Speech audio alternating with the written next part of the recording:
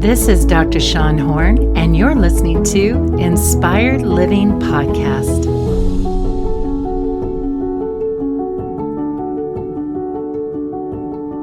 I received a question in response to my toxic shame post that I put up on Instagram today. Let me review that post with you real quick. It says, toxic shame is social trauma syndrome. I would also call it relational trauma syndrome. And by the way, I created that term. So it's not an official diagnosis, but it really does describe that toxic shame does create such a problem in our identity and such a problem in our life that it is really a syndrome. So let's look at what I said. So shame occurs in the context of relationship, in the context of a social environment. It's the message that we received either directly or indirectly that our needs, feelings, attributes, appearance, interests, desires, identity, body, behaviors, your style was unacceptable and dangerous of being rejected and of you being exiled. It was dangerous because it resulted in us being bullied or emotionally, physically, or sexually harmed.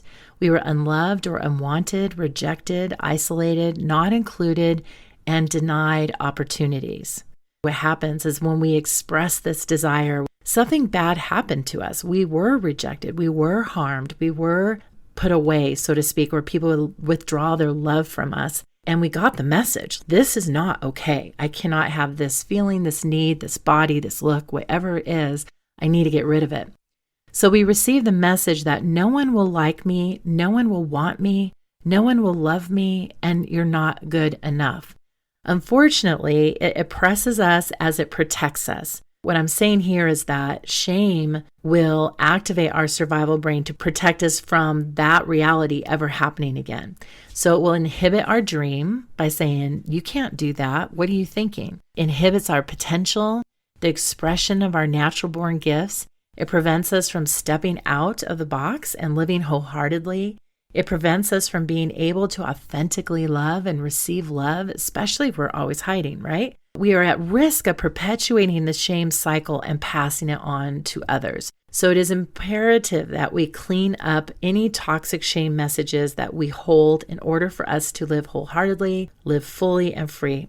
So we must unlearn who we were told we are to learn who we really are. Probably have heard me say this before. So shame says that to do that, that's scary. But I'm here to say that that's shame's lie. This idea that it's dangerous to unlearn who you are, that it's scary to unlearn who you are, it's actually going to free you. It's going to help you to step into your dreams, into who you were designed to be, and just it's all going to be good. It really is, but it's hard to walk through that journey. I recognize that. So truth says that it's necessary, and dreams say that it's essential that we do this journey. This post that I put up, someone sent me a question, and I'm going to read this question to you, and then I'm going to respond. And I think that even though this is a specific situation, there's several things we can highlight that we'll be able to identify with or know someone that it will help to know this information. So if you know someone that it would help, please share this with them.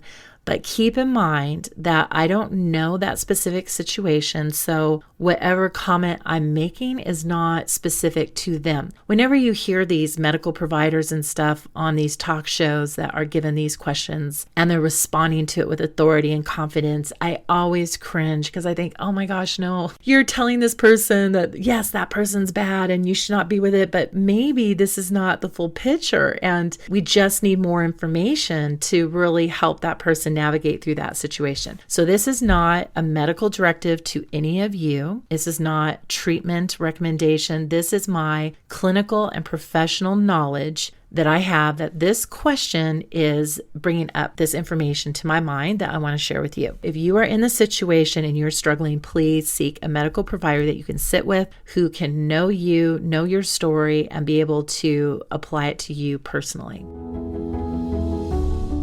So here's the question. I was wondering if I could ask you a question about your toxic shame post. My newly ex-fiance is, I'm almost 100% sure, a narcissistic sociopath who experiences so much shame that he self-sabotages. I hurt so much and he hates himself with such passion. I don't know what to do because I'm trying to do the right thing and I'm not sure what that is anymore. I feel like the right thing keeps changing. Stay with him to help him, leave him because it's emotionally abusive. He's not changing, but it is trying, I think. And then stay with him because he needs help.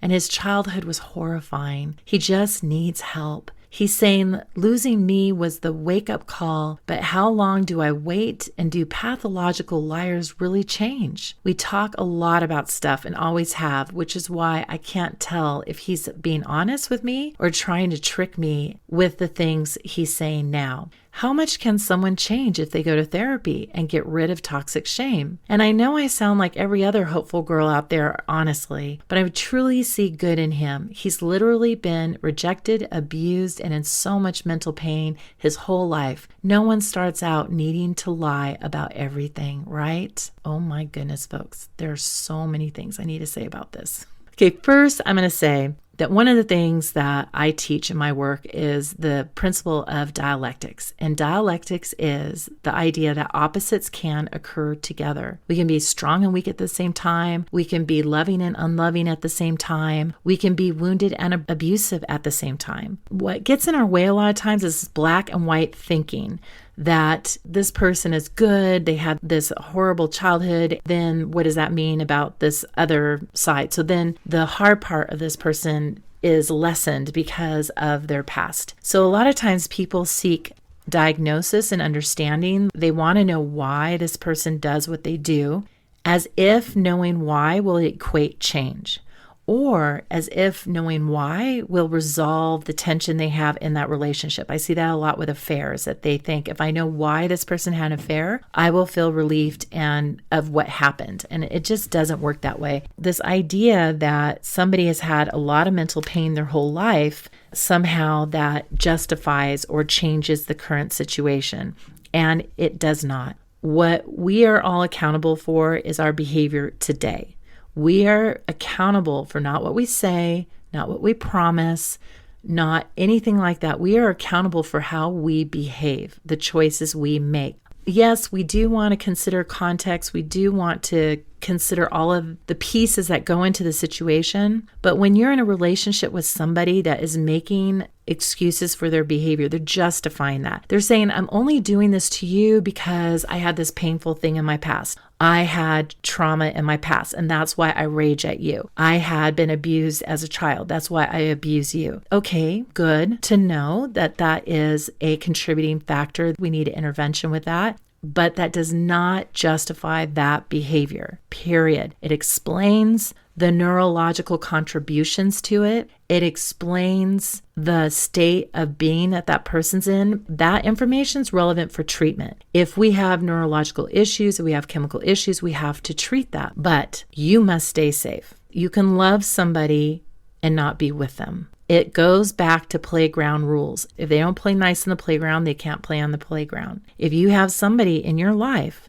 that is dangerous to your physical health, your emotional health, your sexual health, then you need to take proper steps to be a good steward of your life. That is your responsibility as an adult. Your responsibility is to be a good self-leader, to be the best inner parent you can be, to love who you are, all parts of you, all parts of your journey, and to take care of your inner child inside. And if someone is being scary and someone is harming you, they're harming that inner child. And you need to get that parent in you activated to step in and say, I care about you, I love you, I want what's best for you, but you may not harm me. And unfortunately, because this is unsafe, I need to take proper steps to keep myself safe. And that means perhaps we end this relationship. I refer to the YWCA for intervention with that. If you're in a domestic violence situation, to really figure out what to do in your specific situation so you can do it in the way that causes the least harm and is most safe for you.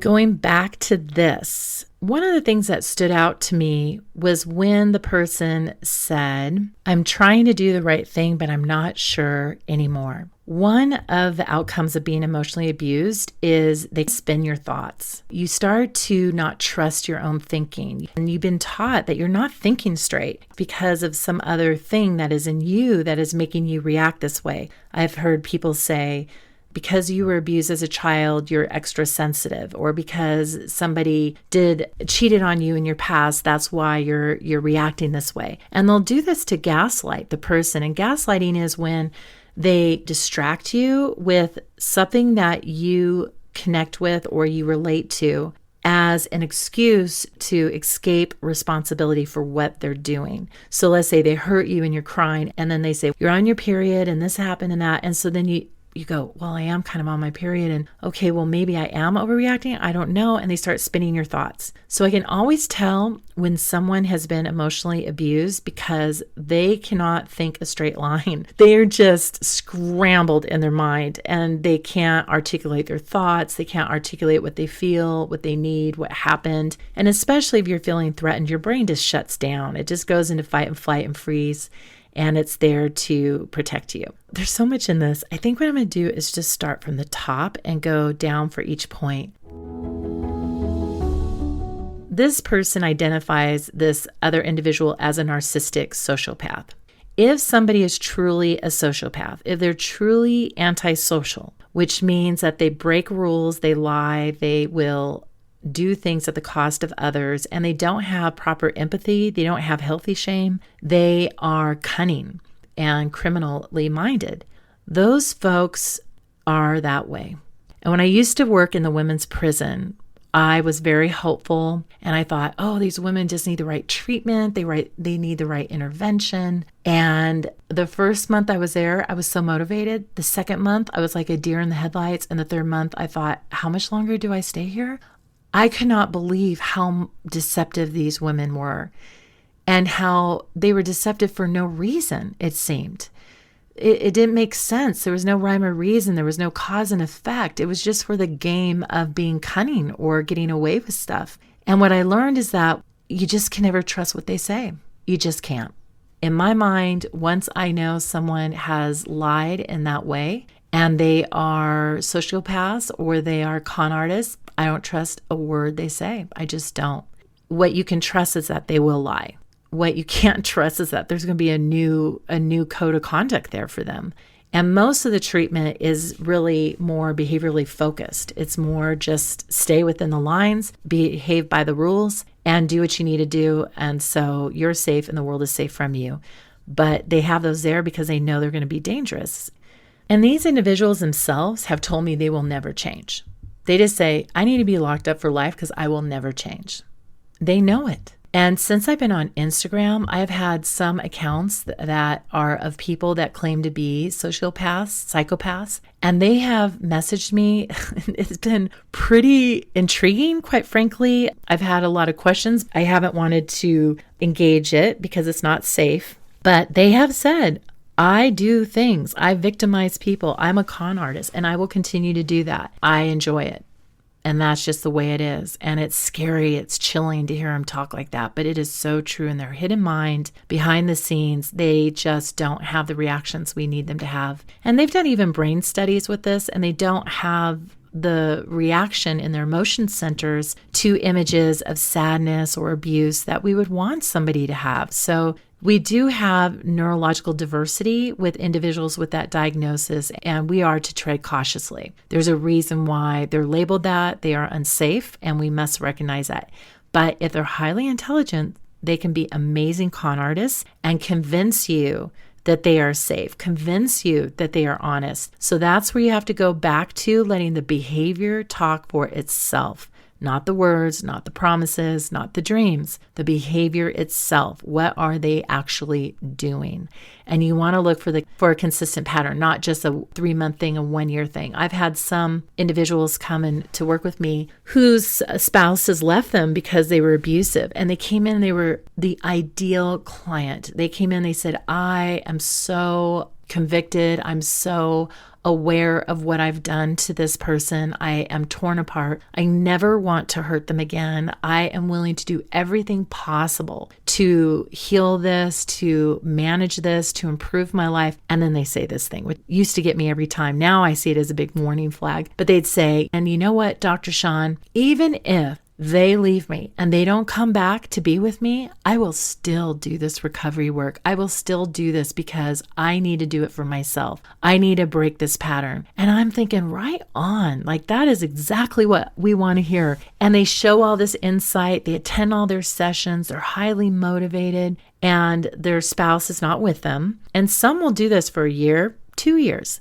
And then all of a sudden, the spouse says, okay, I'll move back in with you. And the second they move in, boom, game over. They drop out of therapy and the abuse starts up. Or the spouse says, I'm not going to join you in this journey. And then the second they say, I'm breaking up with you, this is real, this is permanent, then the person, boom, they're out of therapy. All that stuff that they promised me that they would do and how they would continue to work and what they would continue to learn didn't come through. So again, the words are empty. You have to go with the behavior. When I talk about safe people, I often point this out that if people have to tell you who they are, like I'm such a good friend, I'm so loyal, I have these ethics, I have these values, be cautious because people who actually have those values, they just live them. They don't try to convince you or themselves that they are a person of value. If someone is loyal, they're just loyal. They don't have to convince you that they're loyal to themselves or others. So when someone is drawing a verbal picture for you of who they are without letting you just discover that on your own, then it can be artificial. It can be insincere. And that person may not even know it. They may be doing it even for themselves. This is how I want to think about myself. This is what I want to believe about myself. But I really struggle fulfilling this. And so they have that inner conflict inside. So this person says, he hates himself so much with such a passion. Okay, so the other point that came to mind to me is that a lot of times predators find empathic, compassionate people who are like marshmallow parents, they just want to love their kids. They just want to make people feel like they belong, that they're valued, they're welcome, they're wanted. It's so important to them. And they will just care for you. They will be loyal and sometimes toxically loyal, where you're loyal where loyalty is not appropriate. They will tolerate intolerable things because they're seeing that little child inside that person. And that's what pulls their heartstrings. The way a predator will engage somebody with that, they will tell them their pain story. They'll tell them their abuse story, their vulnerability, how much they hate themselves. And people who are really empathic will lean in and just have so much compassion for that and be like, oh my gosh, that's so horrible. I will never do that to you. I will make sure you always know you're loved. And here, my friends, you have taken the bait.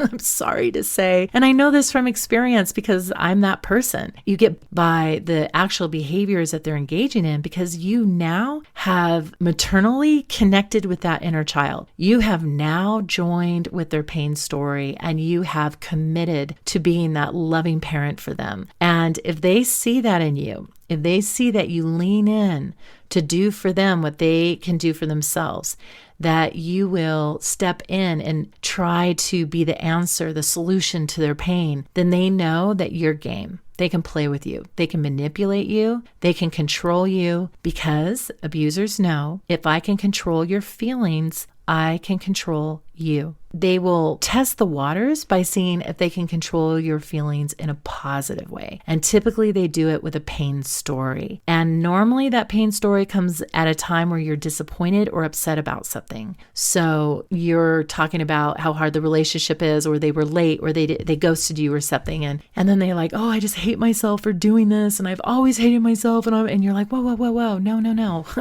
Like, I'm not saying that. I'm just frustrated that you didn't call me. Or now, instead of them attending to you, it's been flipped. And now you're taking care of their feelings. You're taking care of their circumstance. And this is a decoy. Let's continue on with this question. The person says, I feel like the right thing keeps changing, staying with him to help him. Okay, let's stop right there. It is not your job to do their recovery. They're an adult. They need to go to helpers, to official people. that will help them. You are not in a position to do that. You're in a position to be in an interdependent relationship that is reciprocal, that is safe, that is supportive and kind and loving, but safe. And when I say reciprocal, it needs to be going both ways. Now, sometimes our partners can be down and have a tough time, and we might carry the load for a little while to help them get through a tough time, through a struggle. But that normally comes after you've really established a relationship and it's trustworthy, it's safe, it's healthy. That's just what we do for our partners. This is a red flag to me that this person is saying that they want to stay with them, not for the overall picture, not for the healthy reasons necessarily, but to help that person. So, rule of thumb, don't do another person's recovery. It's not your job. And you can't even do it because it's an inside job. Like, they have to do it. They have to dig deep and go in and do their inner work. You can't do it. You can't manage their thoughts, their triggers, their body. Can't do it. We got to let them do it. So she continues, or to leave him because it's emotionally abusive. Okay, if it's emotionally abusive, then we need to take steps to not stay in the ring. What so many people do is they stay in the ring. The person punches them as a figure of speech. And the person's like, whoa, you're a puncher. Like, you need to know you're a puncher. And then the person hits them again. And they go, wait a second, you can't do that. You're hurting me. Let me explain to you how that's hurting me. And then they punch you again. And you say, oh my goodness, you have unresolved issues. You need to know about that because that's making you be a puncher. And they hit you again. Girlfriend, get out of the ring.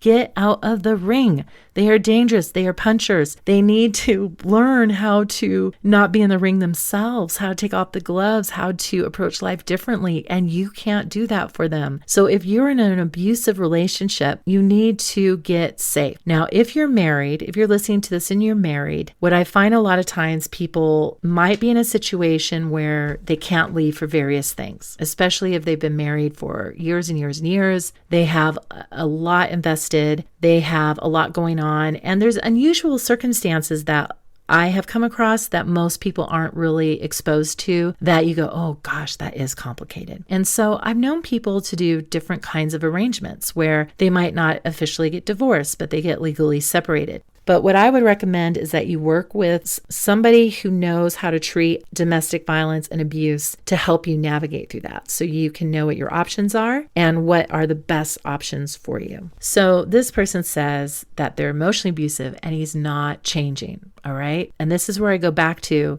if someone tells you who they are, believe them. You know what I mean? If they say, I have an anger problem, believe it. Their behavior is evidence. And so here you have someone that has problems. They're emotionally abusive. They are engaging in problematic behaviors and they're not changing. And then the author says, but is trying, I think. All right, get out of your head, girlfriend. Okay, first of all, it is stinking thinking to presume to know what someone is thinking, what they're feeling, what is motivating them, and what their intentions are. Unless you are God, you cannot know those things. So whatever we presume to believe about that person, what we think they're thinking, this is just a theory. It's just a hypothesis. And really it becomes our stories that we tell about the people that we're in relationship with. We really need to guard ourselves from stories. So then she says, stay with him because he needs help. All right, you already know my position on that. She says his childhood was horrifying. Doesn't matter. That is a historical piece to the development of his belief system and his behaviors, but it is not a justification for the circumstance, and it is not an invitation for you to change it. You cannot. It's complicated.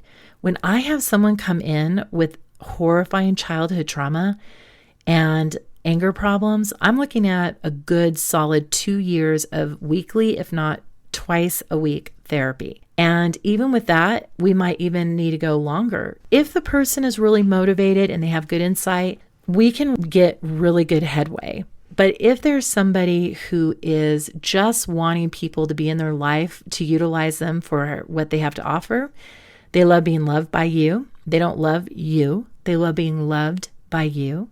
They don't want you to leave them because they like what you do for them in their lives, how you function, what you take care of. It just comes down to that. So you're not a tool. You're not something to be utilized for their benefit.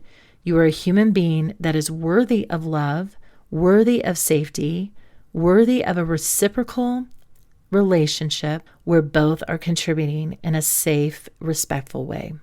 That is what we need to create in our lives. She continues, he's saying losing me was the wake-up call. All right, red flag, girlfriend. This is what they do. All of a sudden, when you leave, they're motivated for treatment. And if you go to the YWCA and you look up any information they have about domestic violence, they will say that when, after an explosion, after an event, they become the ideal partner. They are motivated to be your ideal spouse. They are ideal with the kids. They are all of a sudden correcting their behavior. They're just doing everything right. And then you go, oh my gosh, look, they're doing it. They're taking the steps. Maybe this means they're changing. And they might even stop whatever the behavioral problem is, like drinking or drugs, something along those lines. But it's temporary. It's there to motivate you to come back into relationship. And once you do, the domestic violence cycle begins once again. And the cycle is the tension builds up and then they explode. And then you have a honeymoon period. Honeymoon period, I'm sorry, I'll do whatever you want me to do. I'm willing to do anything you say. And then we'll be back and it's all good. And then the tension starts up again and then the explosion. Domestic violence is not always physical. It can be sexual, it can be emotional, it could be spiritual. There's many different ways that people victimize others. Earlier in this message, she said they've been together for an extended period. So we'll say between 5 and 10 years. This person hasn't had a wake-up call up to this point that has caused a significant effort to change. I mean, it's just too late, really. I like to see people the first time there's an offense and you talk about it, that they say they hear you, they understand it, they don't try to justify or rationalize, and they might at first. We all get defensive and we don't want to see it even in ourselves. Like, that's how shame is. I don't want you to see my shame and I don't want to see my shame. So we'll shame dump to distract ourselves and you from the shame that we have by pointing out the shame in you, that you're doing it wrong. You're the reason for their behavior. You're the reasons for their feelings. No, sir. You are not responsible for other people's feelings. You are not responsible for other people's behavior. You can affect it, but you're not responsible for it. Think of a court. If you go into a court and the judge is there and the judge is looking at someone and they say, Judge, I did this because they made me do this. No, sir. And every person in jail, that's their mindset. When we worked in prisons, we would have these groups just to teach them to take personal responsibility. It doesn't matter what the other person did or said. We have to take personal responsibility for how we showed up, for what we did, the choices we made. Now, disclaimer, there are some things that can alter us. And that is like if somebody's having a full-blown manic episode and they're not being treated with medication. The other situation is when we have been groomed in an abusive relationship and we've participated in the abuse because of the grooming. So it's kind of like being brainwashed. You have to learn about how that brainwashing contributed to that behavior. So we have to kind of decode that for people so that they aren't taking responsibility for the other person's part. And that's where it gets a little tricky. So, of course, there's nothing that's ever truly black and white. It's complex. So she goes on. His childhood was horrifying. He just needs help. Yes, he does, but you're not his helper. He's saying losing me was a wake-up call. Red flag. And do pathological liars really change? Well, I'm going to go on a limb and I'm going to say no. The only time that they will change line is if they're abiding by the rules of those structures. But pathological liars really struggle with impulse control over line. Any of you listeners have different information on that, if there's different research that I am not familiar with, if I have not been exposed to information, which is possible, please send me a message and let me know, and I will speak to that in a future episode. But this is an impulse control problem, pathological liars. Okay, let's first say there's a difference between pathological lying and being antisocial and a sociopath. So there is pathological lying, and that often can be due to neurological things. Like there's a thing called confabulation disorder, and we call it white lie syndrome, where people embellish stories, they exaggerate them, they fill in the blanks, and people will listen to it and say, you are lying. And they go, no, and they will adamantly fight for that truth because they believe it. They believe what they are saying is true and fact, and everybody else does not remember right. They have the best memory around. They remember things like an elephant. And they think that nobody else remembers right because everyone else's truth and reality is different than theirs. And so they go, well, clearly you don't remember right. Well, this is a neurological condition that is caused by head trauma. It can be caused by any sort of like head injuries. I know someone like this in my life, and so often, or most of my life, I thought this person was lying, and I was so angry because they embellished and told stories and changed the reality, and I was just furious about it. But when I learned about confabulation, I was like, oh my gosh, I understand this now. I got so much compassion for that individual. I reframed the way I looked at it. Instead of looking at it as they're lying, I looked at it as they just have this difficulty. So I take what they say with a grain of salt. That's different than being a pathological liar. We'll use that term. They're referring to sociopaths or con artists or something. And those folks, they'll just do whatever they need to do to attain their goal. And that's just the way it is. They don't have the proper thing inside them that's saying, don't do that. That's not okay. It's more, that is it advantageous or that's not. I will get what I want here or I won't. And so we must be cautious with that. If it's lying because of ADHD or impulse control, or they're just trying to avoid getting in trouble, like you see with children, then we want to look at it as a symptom of the impulse control difficulties and teach them other ways. But we really want to get that motivation connect for. So again, you can see how these questions are so hard to give a straight answer to. When I listen to those shows, like Dr. Laura, Dr. Phil, they're like, they're pathological liars. They're going to change. No, they won't change. I'm just going to tell you that right now, he says, right? And I'm sitting there going, well, wait a second. Are they using the term right? Is it pathological liar? Is it compulsive lying related to ADHD? Is it a parent-child relational problem? Is it a sociopath? Is it confabulation? What are we talking about here? It's just so much more information that we need to have. What we know is lying is on board, and if lying is on board, then you cannot take a person by their words. You must take them by what they do. And if you choose to stay in a relationship with someone who is going through the proper motions, they're getting treatment, they're saying the right things, and you want to stay in there because you love them, you have a lot of things hanging on that situation, then you need to approach it strictly from what I'm willing to tolerate, what I'm not willing to tolerate, and stick to your boundaries. That in the event and when it happens, when they have a relapse, when they lie again, you know exactly how you're going to manage it. It is like behavioral planning that you do in parenting. The best source to help really ground you with that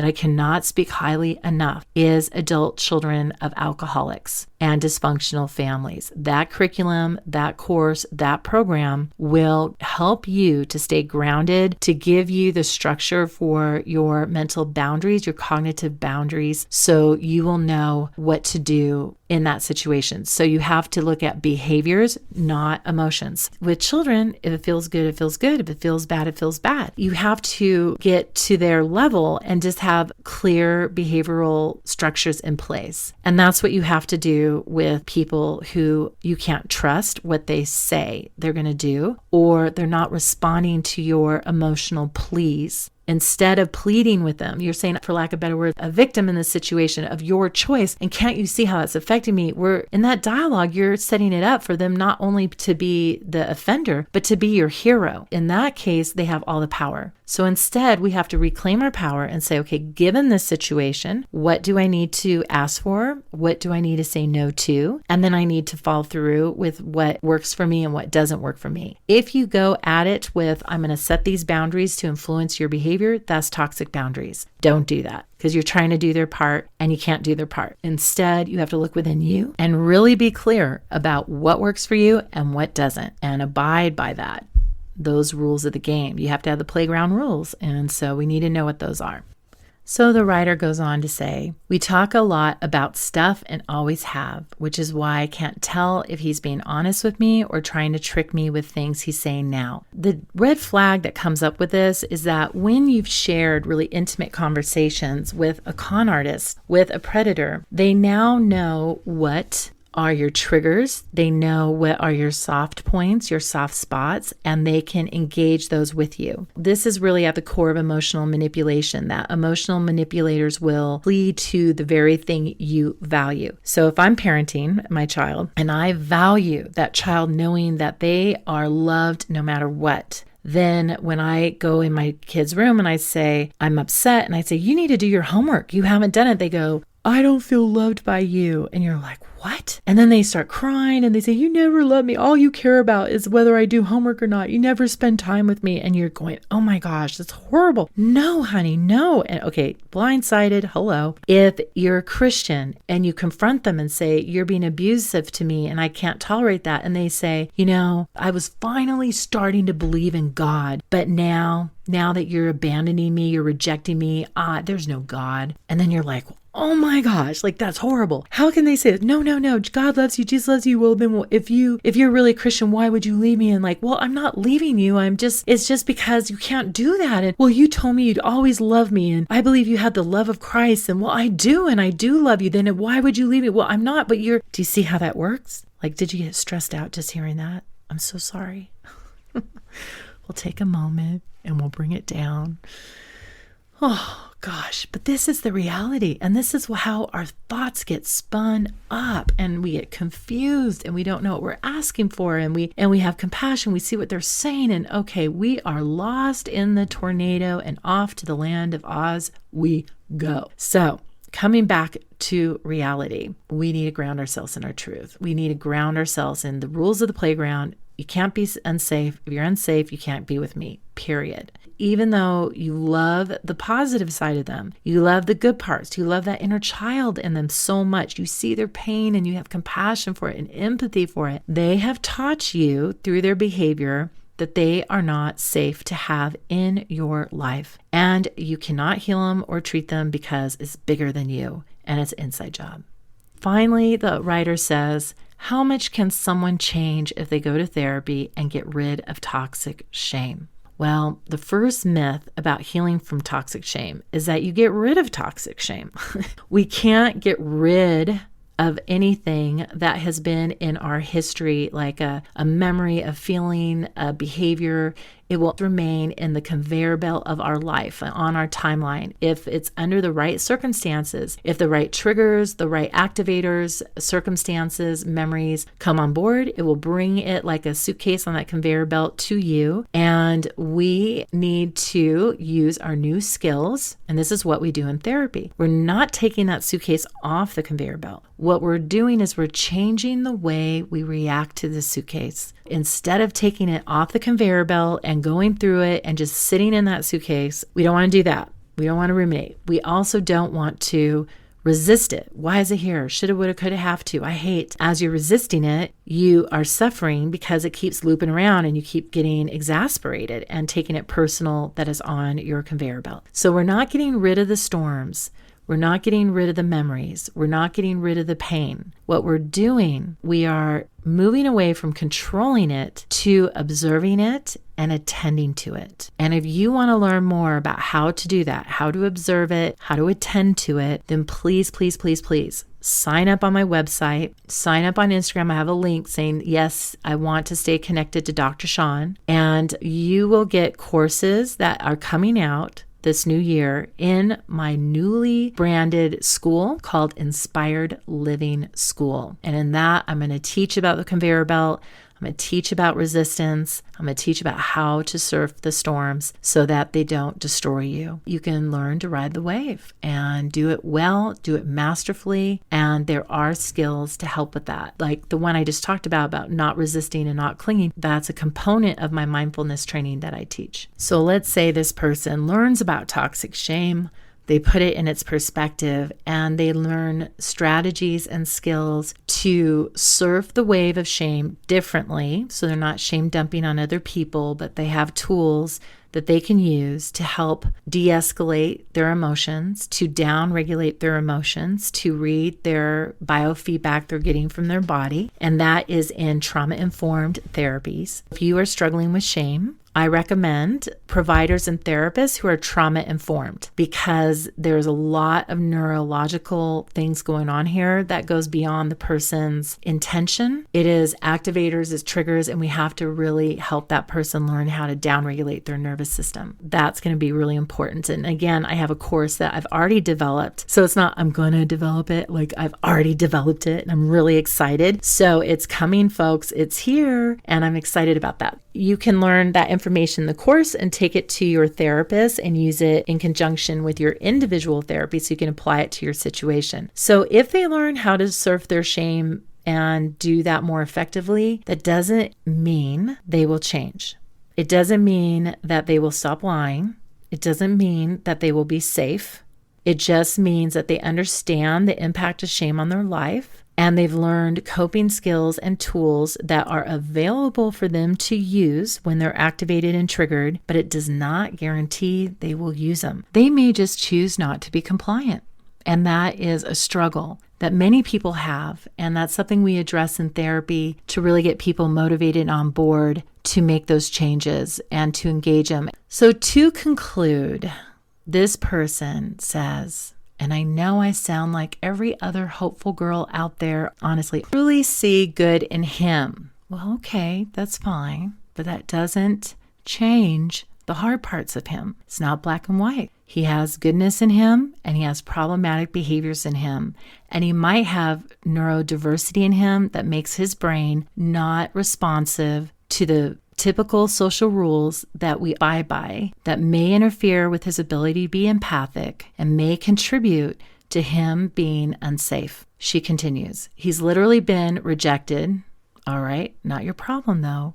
Abused, okay, but not your problem. What I mean by that, you can care about that, but it does not assign responsibility to you to fix it. And in so much mental pain his whole life.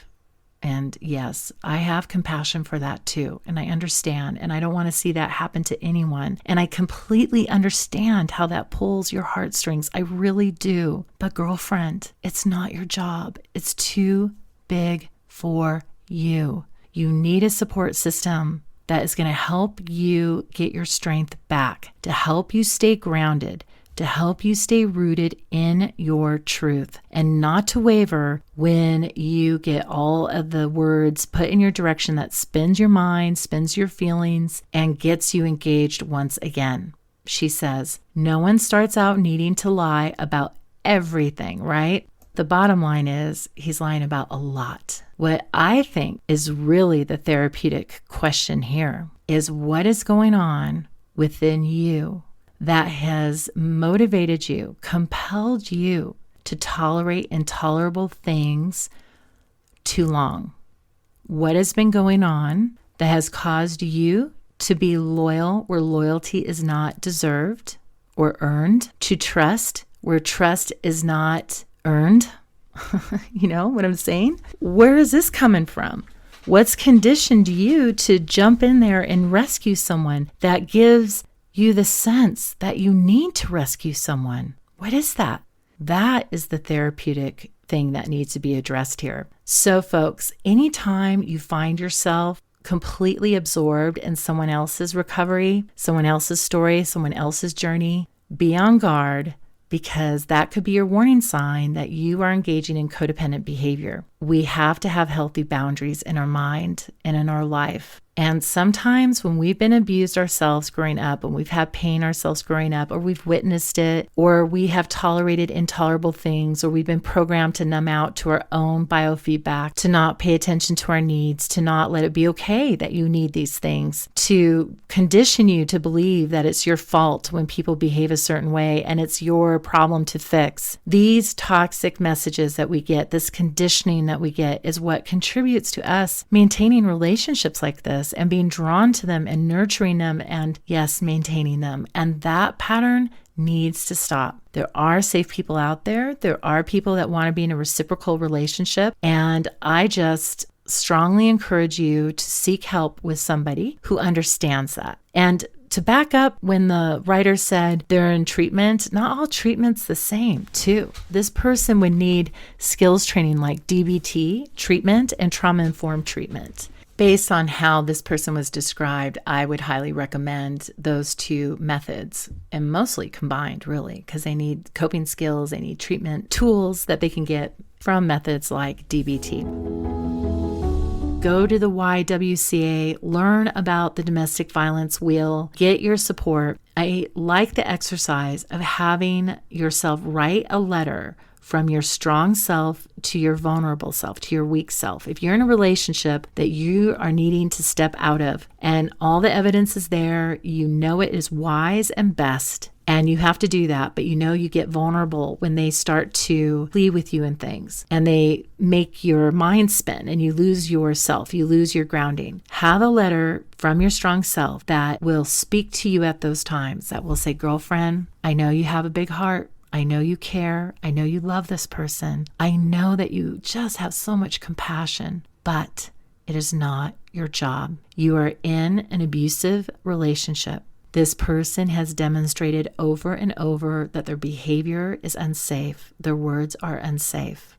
And it just is. Based on this behavior, I am clear now that this is not mine, that this truth is mine, and do not engage in this conversation with him. Step back, come home, ground yourself. Call person 1, person 2, person 3, whoever you establish to be your grounders, your support system to keep you in reality, like a reality check. So know who those people are, and they should be people that aren't telling you what to do, but are there to affirm your decision and to speak wisdom to you and to remind you of who you are, to remind you of your wise choices, that what you've committed to, that's their job. You don't need more people in your life that will tell you you're thinking wrong. So let that be up to the mental health providers and the domestic violence folks that can really help you recognize healthy and unhealthy thought patterns so that you can have an approach to your thinking and to your life that is going to be more effective. And finally, know this. When you set your intention to have healthy, respectful relationships, when you say no to abuse, when you start to take care of yourself, you start to stand up for yourself, you start to empower yourself, you start to protect yourself, and you start moving towards abundance, you start moving towards love. You say, I now choose love. I now welcome someone loving me as I love them. Trust that the universe will conspire to assist you. You will start to find people who will genuinely value you when you start to genuinely value yourself. I encourage you to set the intention to create new patterns that are loving, respectful, wise, and best. And on a side note, what I want to add here is it doesn't make you a better person to tolerate intolerable things. It doesn't make you more loving, more loyal, more virtuous. It makes you an enabler. And we don't want to enable other people. A loving parent says no. A loving parent protects the child from their unhealthy choices by putting structures in place. And if we have someone who is violating those structures, if we allow them to violate it, we are taking care of our need to make them feel loved over the requirement and the need of what is best for them to not keep getting away with the problematic behavior without consequences. It does not benefit them. It does not benefit you. It does not make you a better person. We need clarity on that. So I wish you the best. I wish you the best of journey. And thank you so much for this question. I loved it. I loved answering this. I hope this was helpful for you. And again, folks, please send in your questions. I will be happy to answer them from a therapeutic perspective of what I see in that question and what comes up for me. And remember, it's for educational purposes. It's to help inform you, but I do not possibly have all the information to speak directly to you in an informed way. So take this information and then go to a professional that you can sit down with who can help you get clarity as it applies to your story and your journey. So send me your questions and let me know if there's anything else you want me to address, and we'll go from there. Thank you for joining us today. I hope this discussion was inspiring and uplifting to your journey. Please remember this podcast is for educational purposes only and is not meant to substitute a relationship with a licensed mental health professional. Also, make sure you rate this show, share with those you know, and send us a shout out. Please message me with any topics you would like me to address or questions you have on social media at Dr. Shawn Horn or on my website. Thank you again, and may you find joy in the journey and be richly blessed.